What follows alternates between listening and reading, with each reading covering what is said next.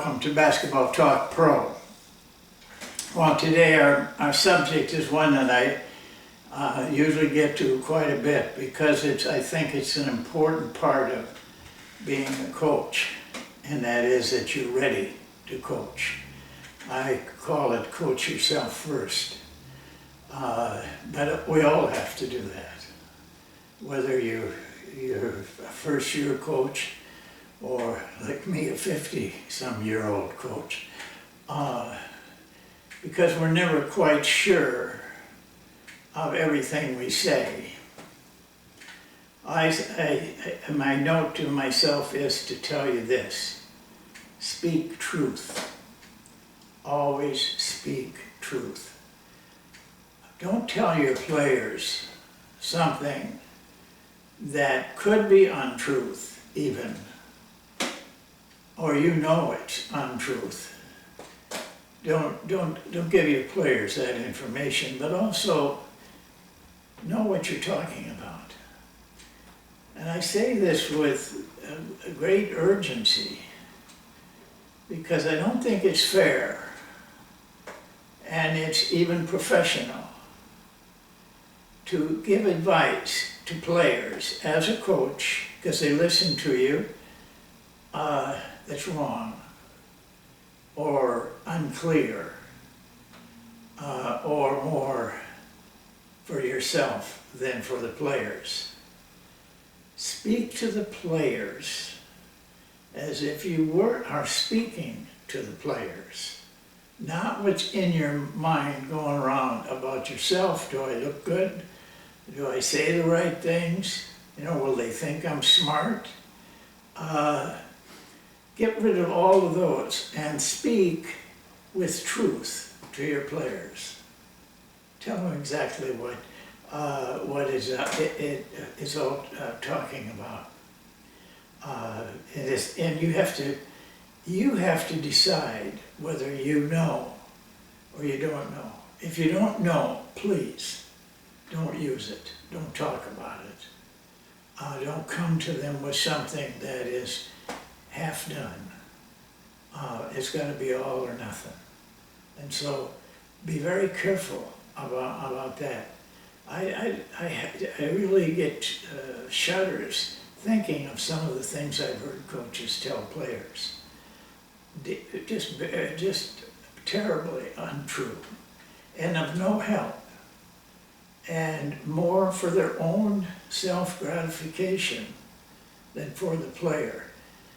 You will very seldom be wrong if you really are sincerely talking to the player to help the player, not to help yourself, but to help that player or that team. You won't be wrong very often. You may make a mistake here or there. Anybody has that, and the players understand that. But if they find what you're saying is not true, you're going to have a tough time winning them back. So be truthful to them. First of all, to do that, you have to learn a lot. You can learn a lot of ways. The greatest way to learn is experience. When you're 5 years into it and you've been a head coach for 5 years, you probably think you about got everything whipped, at least the ones I talked to, that into it by 5 years. But you're just starting. Wait till you're 15 years into it or 25 years into it. What you're saying now, you'll be laughing at 25 years from now, that you could have been that dumb. I know from the personal experience that when I think back to what I was like when I was 35 and really thought I knew the game, I just have to chuckle to myself because I was so wrong. I was so wrong. I didn't really tell untruth to the players that I'm speaking about. I'm just saying that I didn't know as much deeply.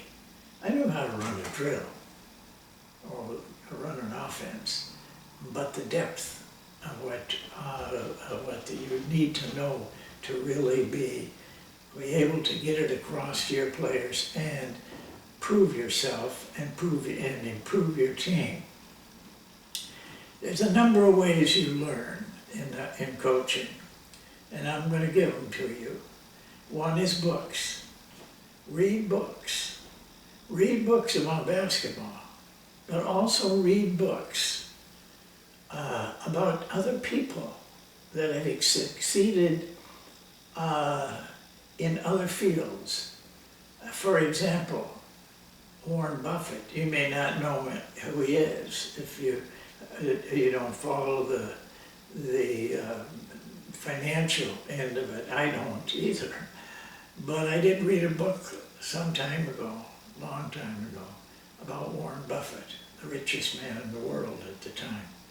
And this man who invests billions of dollars and still does. I mean, he's into his 90s.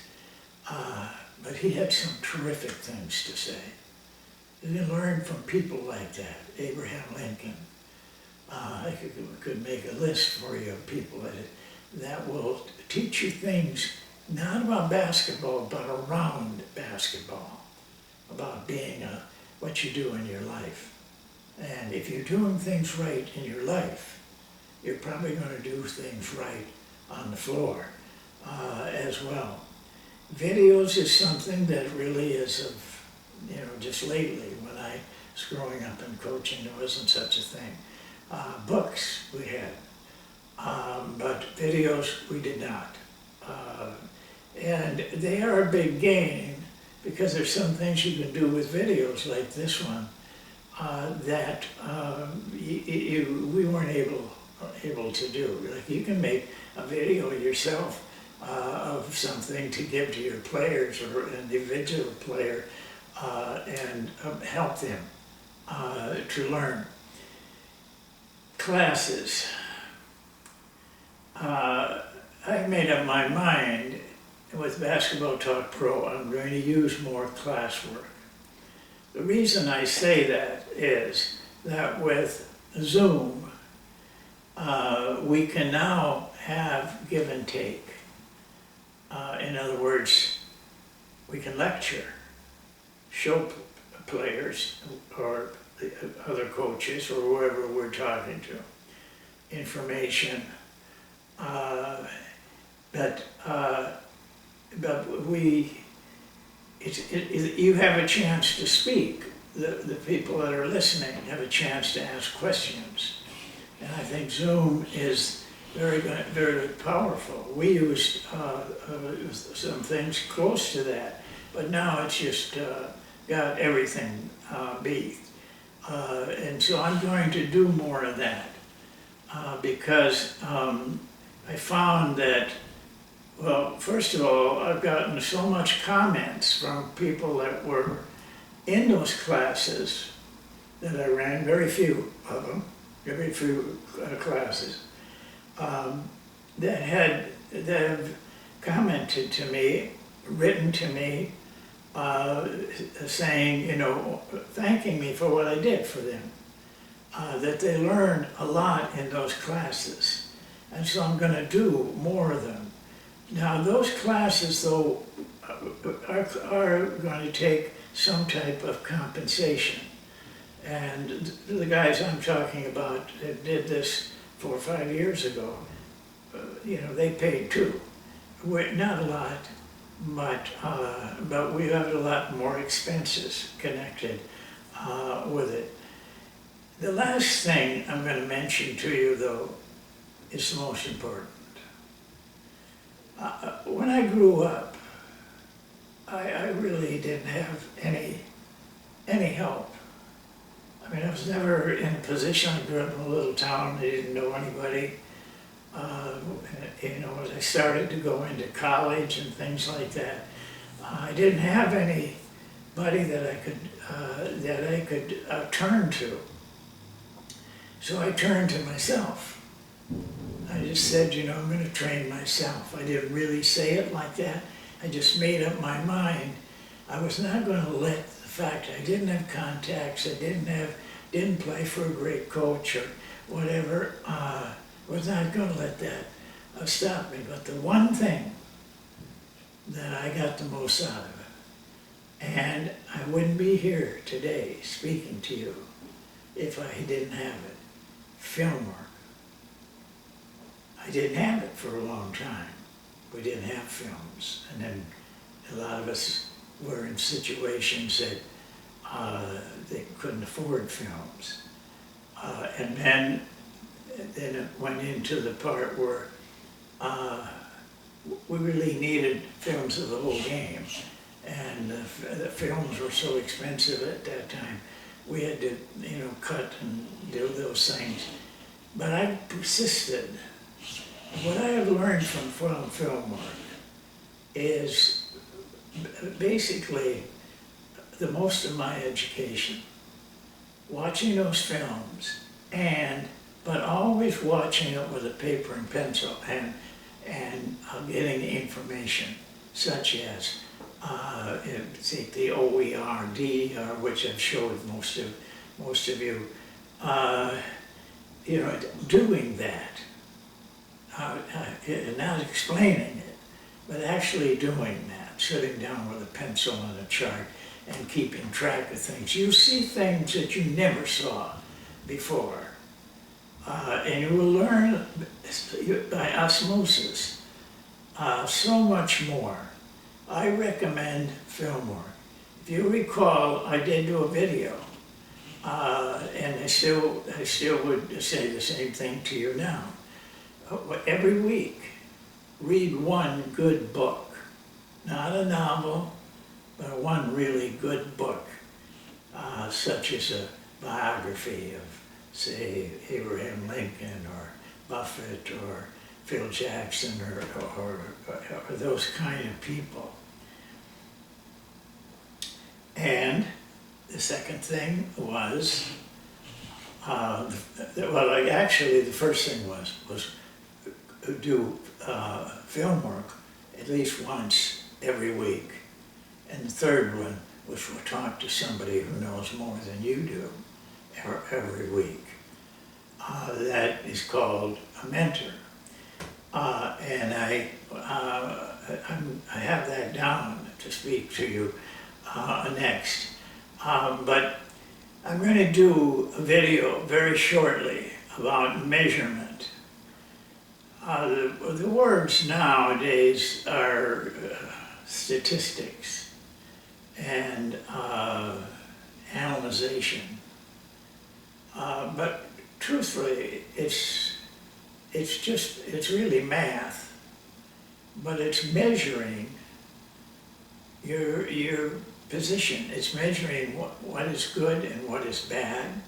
It's measuring what you improve on or what you go the other way, you're getting worse on. Measurement is vastly different to what's happening so much now, with all the money.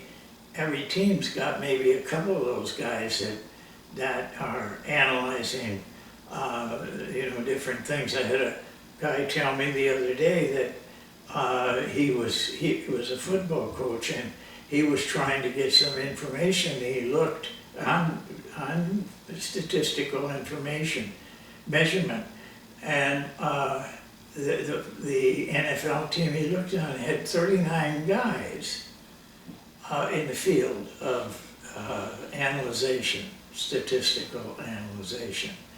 Well, you're going to have half those guys making big mistakes, and so you don't need that, but you do need to use films and get involved with them. So the three things, I'll repeat them: read a good book, do a film work, and talk to somebody better than you are. No sense talking to guys that are like you. Pick guys that are better, and you're going to find most of those are older and have been in the business a long time, because they know things that you can't learn in 5 or 10 years. And so those are the guys that pick. Now, in mentoring, let me explain something here. It's a very tricky issue. Mentoring really is not the right term, but it's close. It's being able to talk to somebody who knows more than you, who can give you information, and you can ask questions. That's the key part. It's not a formal thing, like a class or anything. It's usually done on the phone, and it's more like a conversation. And from it, you get a chance to ask him something about that part of the defense or something else. If you're dealing with somebody like that, don't you tell them what you do. That isn't what you're there for. You're trying to find out what he does. He doesn't really care what you do or need to know because he's better than you. He knows more than you do. But coaches are do this a lot. This story still astounds me. A coach that was coaching in Thailand, who happened to be watching these videos I was doing, and he was from America, and so one day he emailed me and said, I want to come back to the United States, and I want to come and see you, and I want to learn from you more than I'm learning from your videos. So I said, that's fine, just tell me when you're going to be here, and I'll show, we'll find a place to meet. Well, he flew all the way from Thailand to, I think it was Pittsburgh. I was in Cleveland at the time. But his home was just south of there. It was an hour-and-a-half drive to Cleveland. He flew all the way from Thailand, got a car, and drove to where I lived in Cleveland at the time. And we sat down, and he spent most of the time telling me what he did. And I thought, ask questions, but don't tell coaches what you do if you're asking them to help you. That isn't what the thing is for. It's to expound. This guy was expounding to me what he did, wanting me to say, wow, that's good. Personally, I never said that to him because the stuff he was saying wasn't good. So don't talk, ask and listen. That's how you learn. Don't talk, ask and listen. And very few people can do that. Be one of them. Write your practice plans. This is one of the last things I will tell you. Write your practice plans out. I've gone to so many practices where a coach's one drill is obviously starting to get over, and he can't remember what he had for the next drill. And he's slapping pockets and looking at pieces of paper that he thought might help him. Not only that is poor, but it also hurts you. Hurts you with your assistants, hurts you with your players. They don't want to have respect for a coach who's fumbling around and doesn't know what he was supposed to do then, and and doesn't know how to run the drill, doesn't know how to run the offense, is constantly making mistakes and having to correct it. That kills you with the players. They won't say anything. Well, some of them will, but you have to be a pro. When you have a practice, you're going to be a pro. You're going to be very professional. How you dress, how you talk, how you teach, everything. How you discipline. You got to be a professional, and you can be at whatever level you're at in coaching.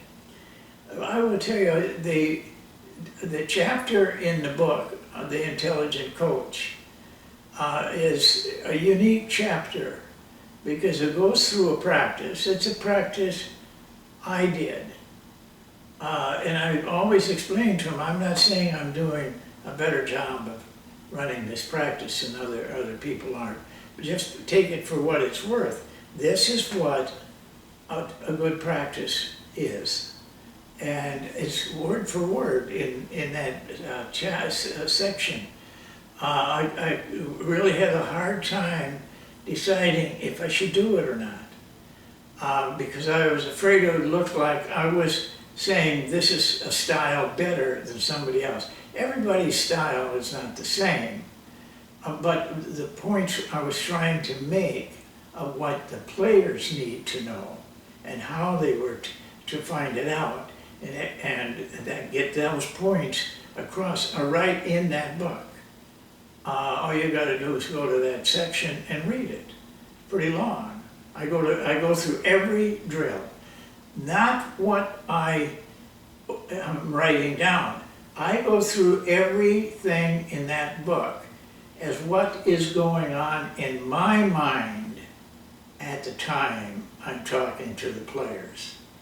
What I'm thinking, what I'm feeling.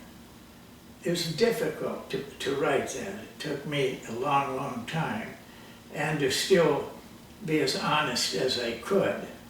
But I don't think a lot of people read it because it's too long.